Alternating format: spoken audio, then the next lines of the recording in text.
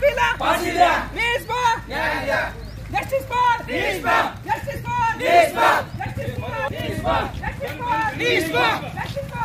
For आरोपीला फाशी द्या. आरोपीला फाशी द्या. हिजबाला न्याय द्या. हिजबाला न्याय द्या. हिजबाला न्याय द्या. आरोपीला फाशी द्या. आरोपीला फाशी द्या. जस्टिस फॉर जस्टिस फॉर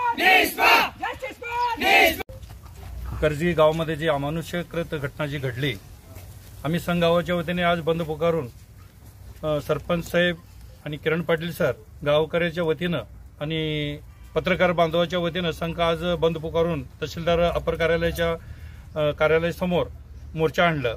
हे मोर्चाचा निषेध असा आहे, बदलापूर कलकत्त्यामध्ये जे बदलापूर गाव आहे हे फक्त 6 महिने झाली केस होऊन त्या अंगावरती शार्प येतात.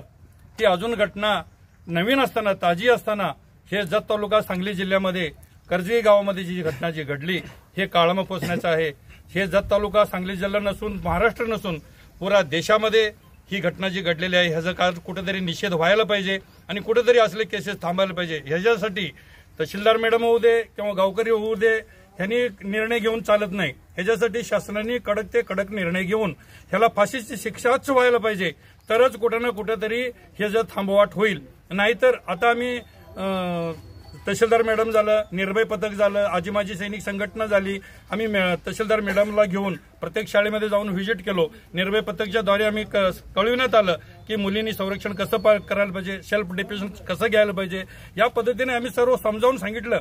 जे बदलापूरच्या केसेसबद्दल ती घटना ताजी असताना नुकत्याच 6 महिने 7 महिने झाले असं ही काळीमा फसण्याची घटना परत आपल्या तालुक्यामध्ये झालं, ते आमच्या घरामध्ये का होऊ शकत नाही. ह्याचं गंभीरतेने सर्वांनी दक्षता घ्यायला पाहिजे. मुलीचे संरक्षण कसं व्हायला पाहिजे हे शासनाने धोरण ठरवून त्या माणसाला जल्द से जल्द त्वरित त्याला फाशी शिक्षा द्यायलाच पाहिजे. म्हणून मी संघ गाव जत तालुका आणि आजी माजी सैनिक संघटनेच्या वतीनं तहसीलदार मॅडमला सुद्धा मी विनंती करतो, मॅडम तुम्ही कठोर ते कठोर निर्णय घेऊन तुमच्या वतीनं आमच्या लेटरबद्दल आणखीन तुमचं लेटर जोडून तुम्ही शासनाला एक लेटर द्या आणि निर्णय पण त्वरित घ्यायला सांगा. ही आमची कळकळीची तुम्हाला विनंती आहे. तुम्ही एखाद्या वेळी डिसिजन नाही घेतला, शासनाने सुद्धा डिसिजन नाही घेतला, तरी आम्ही गाव पातळीवर, तालुका पातळीवर, जिल्हा पातळीवर सैनिक संघटना ह्याच्यामध्ये सहभागी होऊन पुढची कारवाई करण्याची आमची पूर्ण तयारी आहे.